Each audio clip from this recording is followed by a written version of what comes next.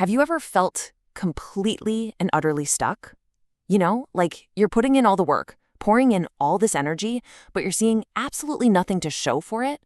Well, it turns out that feeling, it's not a sign that you're failing. It's actually a sign of physics. So let's dive into the hidden world of breakthroughs. It all starts with this one number, 31 degrees. Now, this isn't just a temperature on a thermometer, it's a state of being. It's that incredibly frustrating, stubborn moment right before everything is about to change. It's the exact point where most of us decide to just give up. And that really brings us to the core question here, doesn't it? It's something we've all asked ourselves when we're trying to learn something new or build a business or get in shape. Why does it feel like nothing is happening until suddenly, bam, it all happens at once?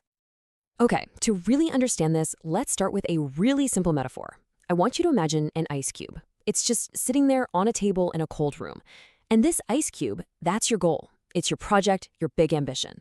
Right now, it just seems solid, permanent, and totally unchanged by anything you do. So you start putting in the work. You're slowly, degree by degree, raising the temperature in the room. But as you can see, nothing seems to be happening. 27 degrees, nothing. 29, still a block of ice. 31, nothing.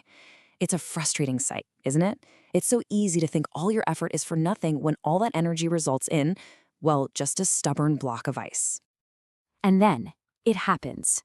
32 degrees. It's just a tiny 1-degree shift. It feels no different from all the other degrees you added, but this one unlocks a massive transformation.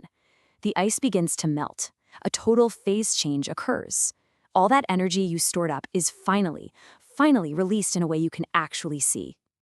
So here's the crucial point. When you feel like you're failing, when you're totally convinced your hard work means nothing, you're not wrong that you can't see the results. You're just wrong about the timing. You are at 31 degrees, and this is the most dangerous moment of all, because it's the precise moment you're about to quit. You know, this feeling, this gap between the work we put in and the results we see, it actually has a name. It's a place where so many of us get stuck. Let's call it the Valley of Disappointment. So, what exactly is this Valley of Disappointment? Well, it's that maddening gap between what we think should happen and what actually happens.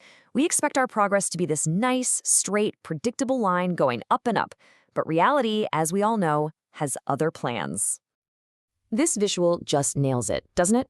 On the left, that's what we expect, a straight shot to success. But on the right, that's the real journey. It's a compounding curve that starts slow, maybe even dips down a bit, before it just skyrockets. And that space between those two lines, that's the valley. That's where the doubt creeps in, and it's where we are most likely to throw in the towel. But here is the single most important idea to hold on to when you're deep in that valley.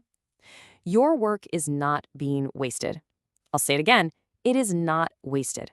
Every single ounce of effort is being stored, just like the heat in that cold room. You're building potential energy. You just can't see the melt yet. So how do we survive this valley? How do we keep heating the room when we're freezing and seeing absolutely no change?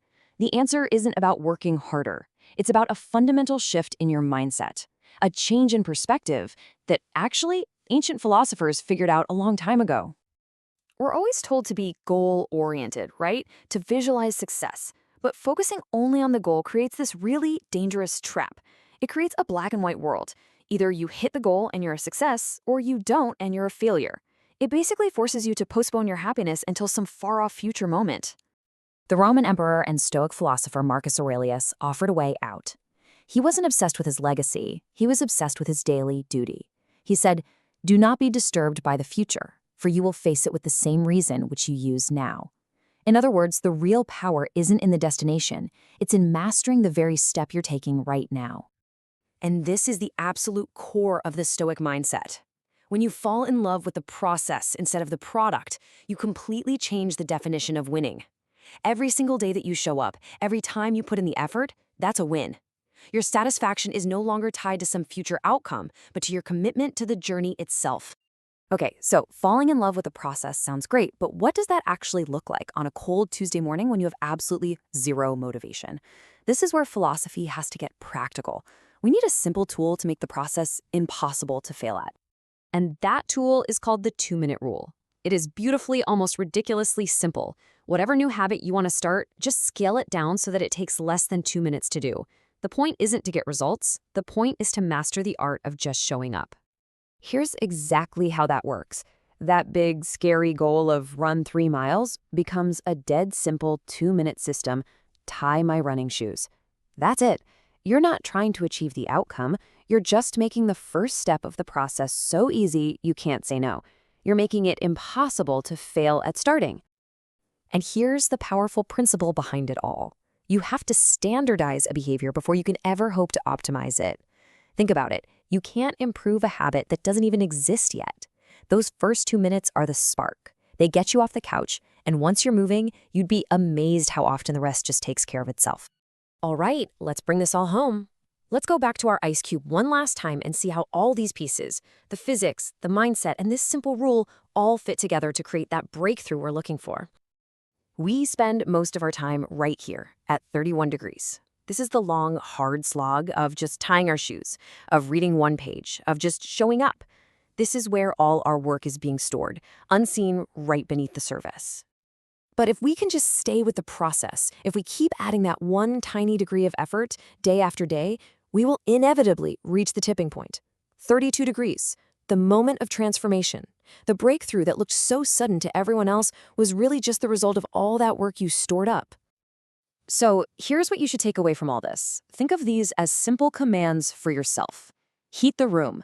Put in the energy without demanding an immediate result. Tie the shoes. Master the art of starting small. Read the page. Make your habit too easy to fail.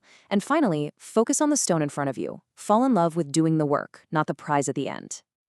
You know, the world is full of people waiting for 32 degrees. They're waiting to feel motivated, waiting for the perfect moment to start. But the breakthrough doesn't care about your motivation. The physics are already at work. The ice will melt.